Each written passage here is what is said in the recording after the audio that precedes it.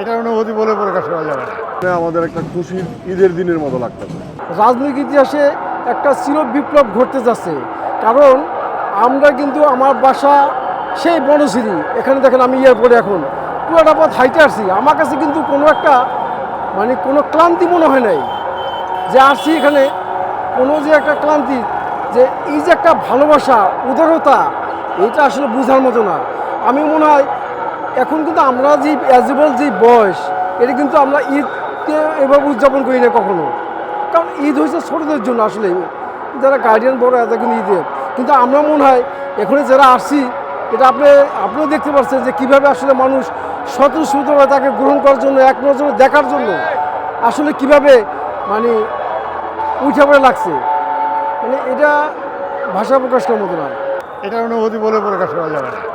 আমরা তো অপেক্ষা অনেক দিন, বিগত সরকার যেভাবে আটকায় রাখছে সেটা তো আর প্রকাশ করে নাই যে তার পাসপোর্ট দেওয়া হচ্ছে না, তার এটা করা হচ্ছে না, ওটা করা হচ্ছে না। কিন্তু আমরা তো জানি যে কি কেন আসতেছে না। সে যে আসবে এটা আমরা শিওর, আসবে সে শিওর, কিন্তু আগের সরকার তো আমাদের আটকায় রাখছে।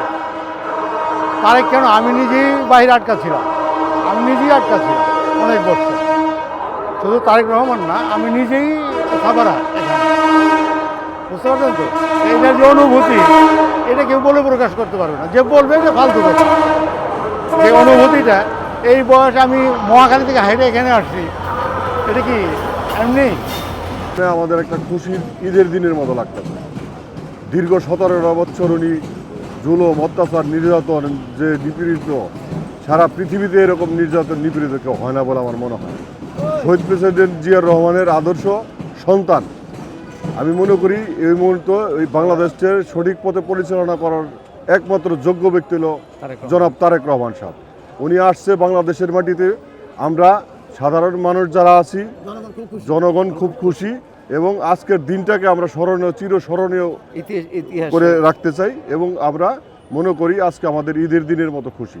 তারেক রহমান আসাতে আমরা অনুপ্রাণিত হয়েছি, এবং আমাদের ভবিষ্যৎ রাষ্ট্রনায়ক হিসেবে উনি অবশ্যই আমাদের অতীতে যেই কলঙ্কময় রাজনীতি, 17 বছর শেখ হাসিনা জুলুম, অত্যাচার, গুম, খুন, হত্যা করে গেছেন, এই রাজনীতি আর থাকবে না। আমাদের আগামী রাজনীতি হবে শহীদ প্রেসিডেন্ট জিয়াউর রহমান যেমন আদর্শের এই দেশ পরিচালনা করছেন, একই ধারায় আমাদের মনে হচ্ছে, এবং আমাদের আশা হলো একই ধারায় শহীদ রাষ্ট্রপতি জিয়াউর রহমান যেই কাজগুলো সফল করে যেতে পারেনি, সেই কাজগুলো সফলতার জন্যই আমাদের তারেক রহমান আসছে, এবং সেই কাজগুলো সফল করবে ইনশাল্লাহ।